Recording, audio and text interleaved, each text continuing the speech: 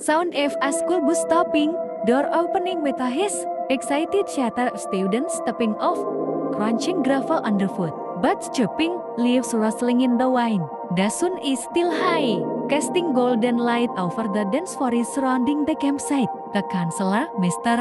Harris, steps off the bus last, exhaling deeply, surveying the area. Mr. Harris to himself, amused. A fresh air in the distance, like the great outdoors. Sound of backpacks being dropped, tents unzipping, students setting up camp. The atmosphere is lively, but something feels off. A crowd in the distance. Mr. Harris glances over his shoulder. Nothing is said. The trees harder than before. A faint whispering sound is carried through the air, too low to make out the words. Mr.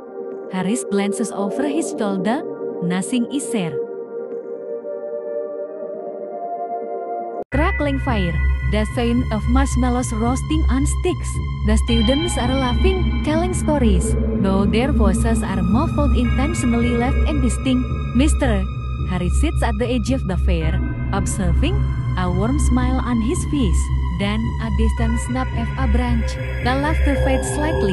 The atmosphere shifts. Mr. Harris looks up, his smile faltering. Silence falls over the campfire. Another snap, closer this time. The wind picks up again, carrying the same whispering sound as before, only clearer. Almost like children giggling, but distorted, unnatural. Mr. Harry stands up, scanning the tree line. Shadows flicker between the trunks, as if something is moving. Just beyond the fire's glow, a faint voice whispers through the wind. Come play. He blinks, shakes his head, forcing a chuckle. Mr.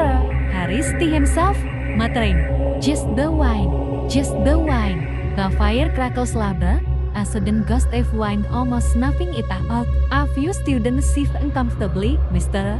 Harris clears his throat, forcing himself to relax. Scene 3 lights out, the crackling fire, the sound of marshmallows roasting on sticks.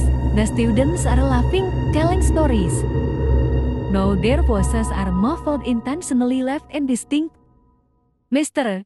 Harris sits at the edge of the fire, observing, a warm smile on his face. Then a distant snap of a branch. The laughter fades slightly. The atmosphere shifts. Mr. Harris looks up, his smile faltering. Silence falls over the campfire.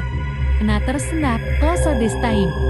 The wind picks up again, carrying the same whispering sound as before, only clearer. Almost like children giggling, but distorted, unnatural. Mr. Harry stands up, scanning the tree line. Shadows flicker between the trunks, as if something is moving, just beyond the fire's glow. A faint voice whispers through the wind. Come play. He blinks, shakes his head, forcing a chuckle. Mr. Harris to himself, muttering, just the wine, just the wine. The fire crackles louder, a sudden gust of wind almost snuffing it out. A few students shift uncomfortably. Mr. Harris clears his throat, forcing himself to relax. Campsite is quiet. The fire is out. Only the sounds of crickets and the occasional hoot effect can remain. Inside his tent, Mr. Harris exhales deeply, rubbing his temples.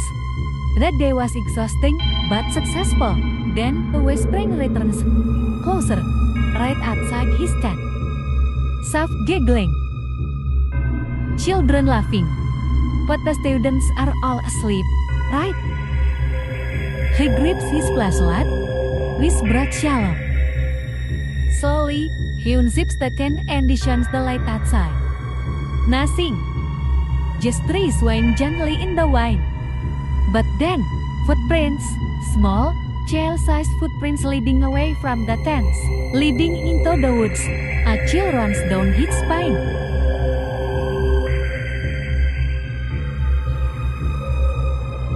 Mr.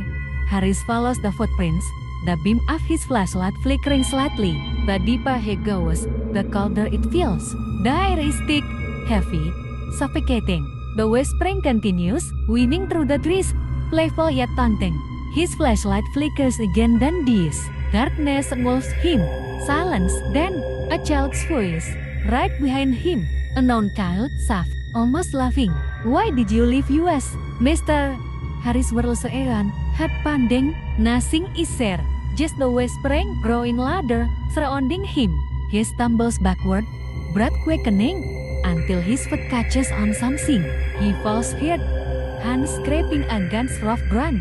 Andy then sees it. Arrow evolved, abandoned tents, torn.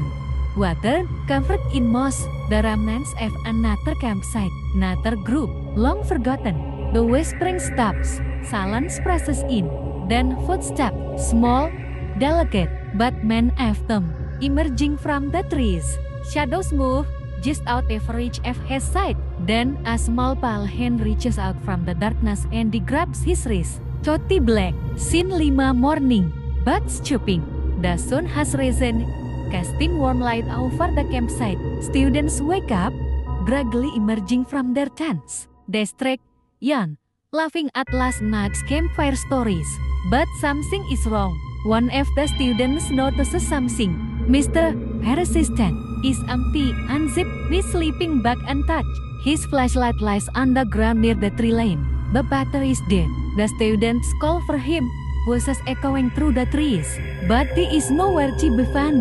The only thing left behind is a single set of footprints, leading into the woods. Handy from the depths of the trees. The whispering returns, pitchy black, dying.